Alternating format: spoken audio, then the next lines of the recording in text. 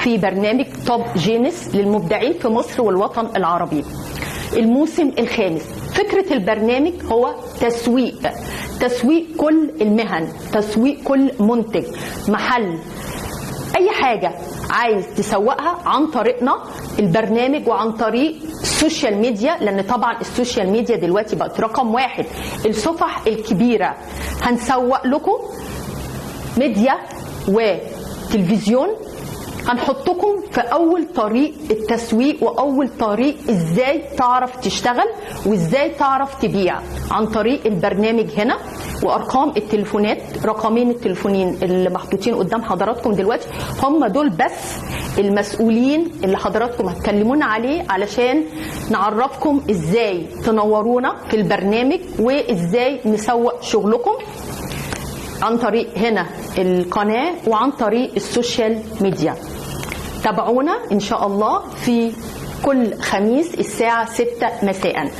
ونقول بسم الله الرحمن الرحيم ونبدأ أول فقراتنا النهاردة. معانا شيف مبدعة عندها موهبة جميلة هنشوفها دلوقتي معانا، وانتظرونا بإذن الله في كل خميس.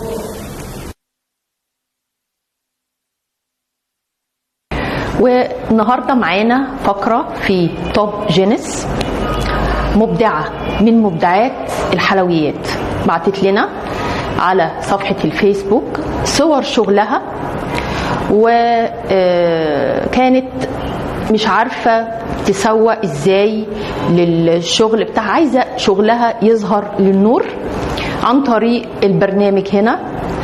فطبعا شغلها فعلا احنا بنختار بدقة مين اللي بينورنا هنا في توب جينيس.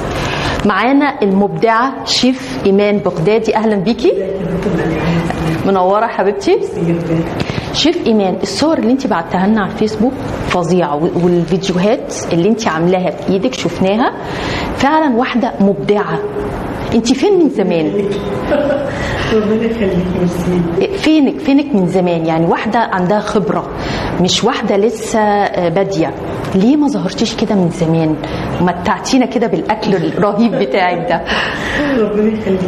قولي لي بقى هتقدمي لنا ايه النهارده؟ النهارده هنعمل وصفة كيك أساسية، وهنطلع منها وصفتين، ماربل وتشوكلت. تمام، جميل. هنقول بقى المقادير بتاعتنا. احنا عندنا كوبايتين ونص دقيق، عليهم معلقتين ونص صغيرين بيكنج باودر وذرة ملح. وعندنا 5 بيضات، وممكن استخدم لحد 4 بيضات. تمام. وعندنا كوبايه ونص سكر، كوبايه زبده لينه، يعني ولا سايحه ولا جامده، لينه درجه حراره الغرفه. ماشي. ونص كوبايه لبن حليب. اوكي. اللبن هحط له النص كوبايه دي، هحط لها معلقه صغيره، يعني تقريبا غطا. خل. سوري، نص معلقه صغيره خل. تمام. وهسيبها كده، هي لوحدها ايه، هتبقى عامله زي الزبادي. خلاص. اول حاجه هضرب كوبايه الزبده. تمام.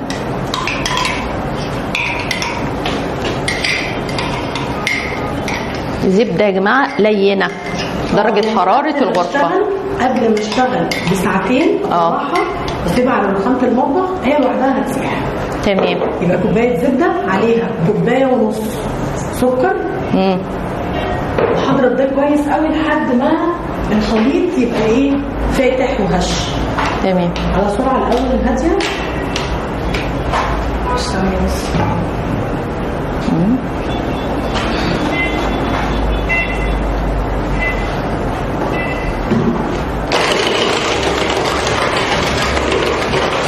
نضرب كويس اضرب مده ما تقلش عن 3 دقايق 5 دقايق. تمام. سكر، يعني ممكن لو ما عنديش مضرب كهرباء في البيت اضرب بالمضرب السلك اليدوي المتاح، هياخد معايا وقت. المتاح يعني. تمام.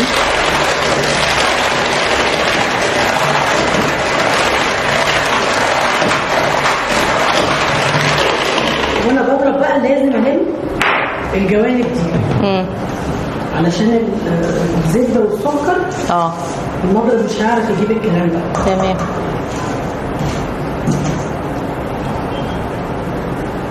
هرجع اضرب كده. ماشي. ماشي.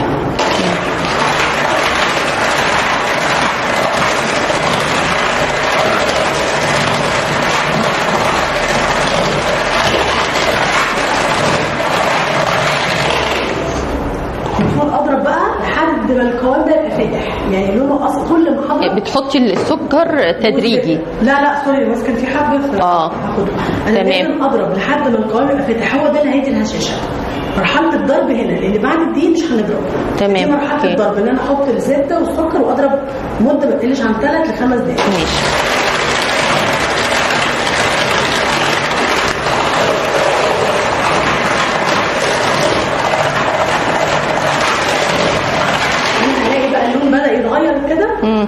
ومفروض 3 5 دقايق حتى احط البيض، بيضه دول 5 بيضات وعليهم الفانيليا، ممكن احط بشر برتقال.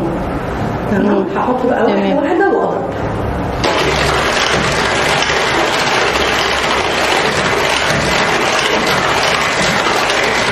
يعني بيضه احط بيضه واضرب، تختفي احط. تمام.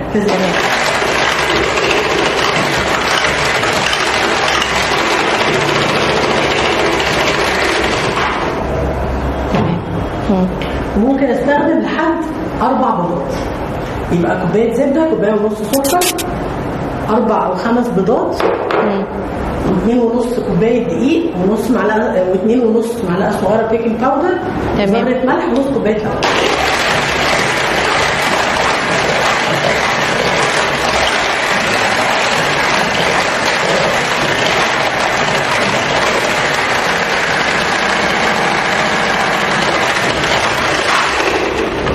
كويس جدا. برضو المفروض المده تكون عن المده اللي انا بضربها دي. المفروض مده الضرب تبقى اطول من كده، من 3 ل 5 دقائق. هنا براحتي اضرب كويس جدا لحد ما الخليط ده يبقى هش وفومي، يعني يبقى لونه فاتح كده.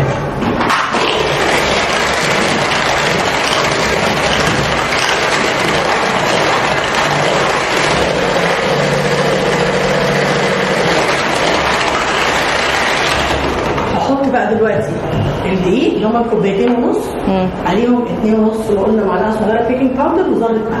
هحط ده على 3 دفعات، مش هينفع انزل بيه مره واحده علشان هيضيع الهواء اللي احنا عملناه في الاول. وفي الكيك انا ببدا بالدقيق وبنتهي بالدقيق، يعني في الضرب ببدا بالدقيق وبنتهي بالدقيق. تمام. انا هحط بقى دلوقتي الدقيق بالتبادل مع اللبن. اوكي.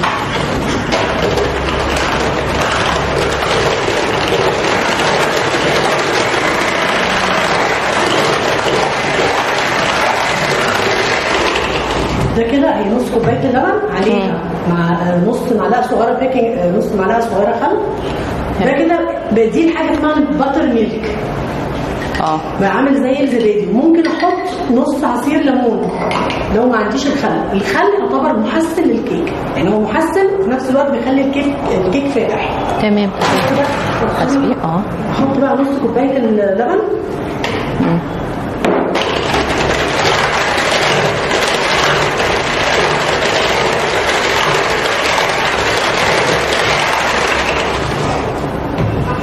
وبرضه هلم الجوانب كويس. انا اضرب لحد ما الدقيق يختفي، بس ما بضربش كتير. لو ضربت كتير يبقى انا بفعل الجلوتين اللي في الدقيق والكيك هيطلع ناشف. اوكي. دي كده تاني دفعه.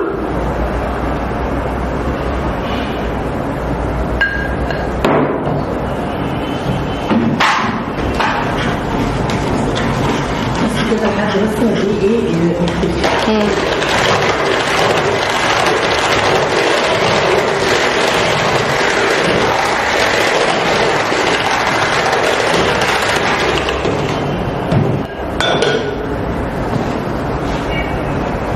دلوقتي بقى هنعمل برضو الجوانب كده. دي اخر كميه لبن. خلاص. يعني احنا دلوقتي حطينا زبده والسكر. والسكر اول خطوه زبده مع سكر. اوكي. ضربناهم كويس وبعد كده حطينا البيض. بيضه بعد كل بيضه لحد ما تختفي. تمام. وبعد كده الفانيليا طبعا مع البيض بالتبادل مع الماده السائله. وبنبدا بالدقيق وننتهي بالدقيق. ممكن استخدم نص كوبايه اللبن بنص كوبايه عصير برتقال. انا عندي كيكه برتقال. تمام.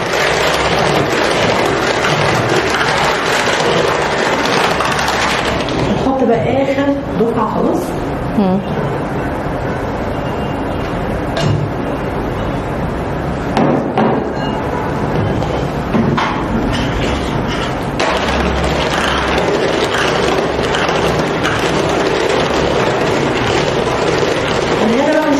لحد مجرد بس ان الدقيق يختفي بس.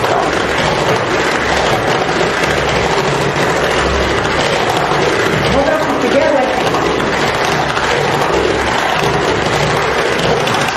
يعني انا بضرب في اتجاه واحد. تمام. بس هنلم بقى بالسباتشولا وهنقسم المقدار ده. دلوقتي دي كده كيكه فانيليا. فانيليا لوحدها اساسيه. ممكن زي ما قلنا فانيليا احط معاها بشر برتقال. ممكن بدل نص كوبايه اللبن احط نص كوبايه عصير برتقال. يعني براحتي. دي كيكه اساسيه. تمام. انا بقى هقسمها. الاول هاخد المقدار ده هنطلع منه فانيليا. تمام. بس عايزه بقى اعمل كده.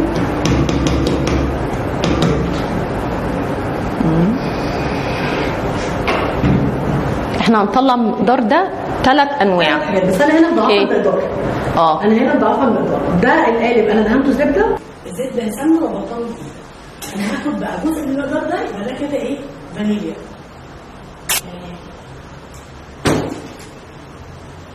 هسويه كده. ممكن احط شوكليت شيبس على الوش. على وش ده. ممكن احط مكسرات على الوش. براحتي. التاني انا هقسمه نصين. انا هنا مضاعفه المقدار. التاني هقسمه نصين. نص الفانيليا وهاخد نص كده احط عليه شوكولاته. احط عليه كاكاو كده. هعمله شوكولاته.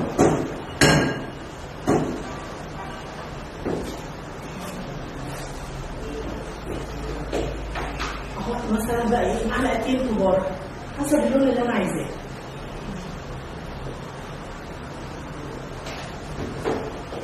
وهحط معلقتين كبار لبن عشان ازود بس الكاكاو.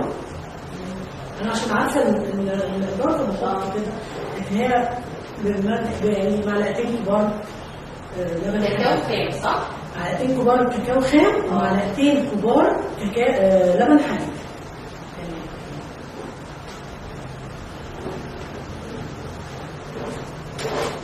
انا بقى بالسباتشولا لو محتاجه اغمق لون عن كده ممكن ازود معلقه كاكاو كمان. اتحكم بقى في اللون اللي انا عايزاه. وده كده عندي الفانيليا. هجيب بقى القالب التاني برضه ده بيكون زبده او سمنه ومرشوش زيت. طيب هعمل ايه بقى؟ معلقه الايس كريم نفس المعلقه اللي هنا. هاجي كده هاخد معلقه ايس كريم اهي واحط في النص يعني في نص القالب. وبعدين هاجي ما عنديش معلقه ايس كريم، معلقه عاديه في البيت احط فوقيها.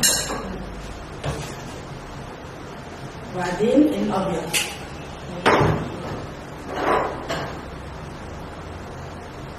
وبعدين الكاكاو وهكذا بقى.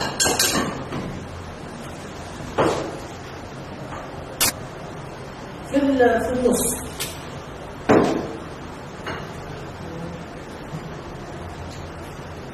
لحد ما ايه عامله كده.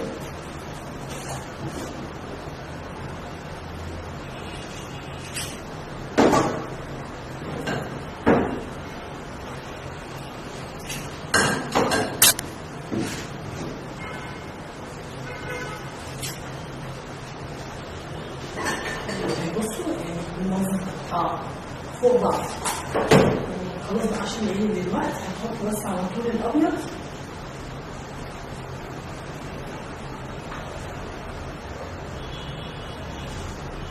وقالب الانجليش كيك ما عبوش في الاخر. لازم اسيب يعني شويه كده عشان هيعلى معايا في الفرن. والفرن طبعا من اول ما اشتغلت انا سخنت على 180. يعني هاجي برضه هنا المفروض بقى بالاسلوب احط الايه؟ البني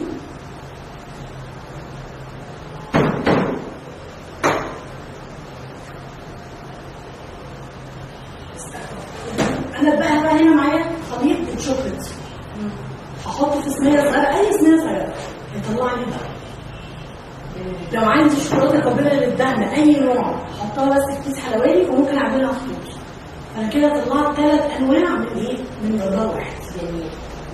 وده حضرتك ايه؟ ده كده الماربل، ده الماربل، وده الفانيليا، وده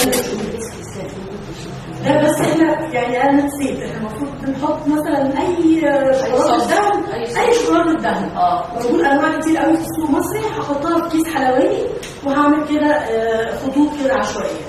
ممكن احط صوص كراميل براحتي، يعني هعمل اللي انا عايزاه. فعلا كيكه اقتصاديه مش مكلفه خالص يا جماعه. لما تشوفوا كده طلعت من الفانيليا 3 انواع في منتهى السهوله خالص.